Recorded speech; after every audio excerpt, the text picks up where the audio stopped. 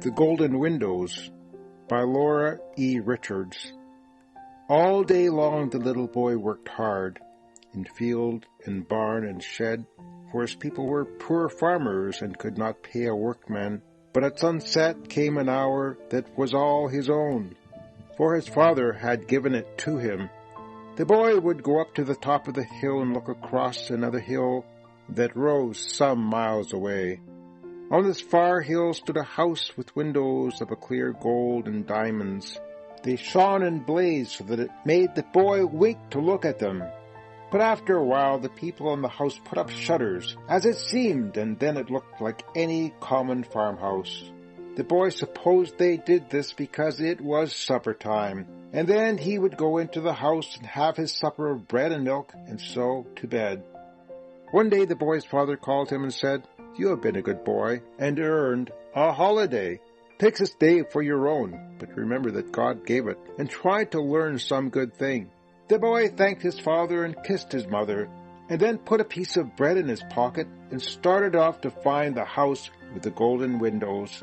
It was pleasant walking. His bare feet made marks in the white dust, and when he looked back the footprints seemed to be following him and making company for him. His shadow too kept beside him, and would dance or run beside him as he pleased. So it was very cheerful.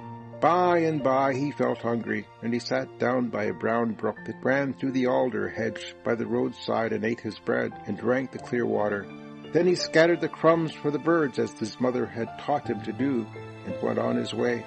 After a long time he came to a green hill, and when he had climbed the hill there was a house on the top, but it seemed that the shutters were up, so he could not see the golden windows. He came up to the house, and then he could well have wept, for the windows were of clear glass like any others, and there was no gold anywhere about them. The woman came to the door and looked kindly at the boy, and asked him what he wanted. "I saw the golden windows from our hilltop," he said, "and I came to see them, but now they are only glass." The woman shook her head and laughed. "We are poor farming people," she said, "and are not likely to have gold about our windows, but glass is better to see through." She bade the boy sit down on the broad stone step at the door, and brought him a cup of milk and a cake, and bade him rest. And then she called her daughter, a child of his own age, and nodded kindly at the two, and went back to her work.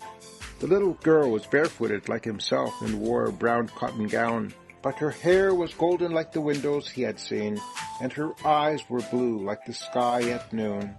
She led the boy around the farm and showed him her black calf with a white star on his forehead, and he told her about his own at home, which was red like a chestnut with 4 white feet. And so had become friends. The boy asked her about the golden windows. The little girl nodded and said she knew all about them, only he had mistaken the house. "You have come quite the wrong way," she said. "Come with me, and I will show you the house with the golden windows, and then you will see for yourself." They went to a knoll that rose behind the farmhouse, and as they went, the little girl told him that the golden windows could only be seen at a certain hour, about sunset. "Yes, I know that," said the boy. When they reached the top of the knoll, the girl turned and pointed, and there on the hill far away stood a house with windows of clear gold and diamond, just as he had seen them. And when they looked again, the boy saw that it was his own home. Then he told the little girl that he must go, and he gave her his best pebble, the white one with the red band that he had carried for a year in his pocket, and she gave him 3 horse chestnuts, one red like satin, one spotted, and one white like milk. He kissed her and promised to come again, but he did not tell her what he had learned. And so he went back down the hill, and the little girl stood in the sunset light and watched him.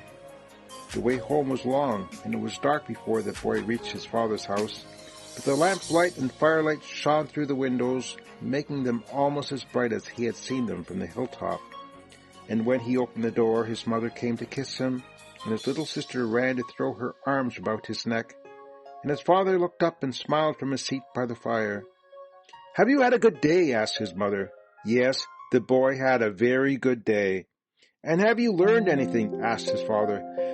"Yes," said the boy, and I have learned that our house has windows of gold and diamond. This story offers a wonderful allegory for children.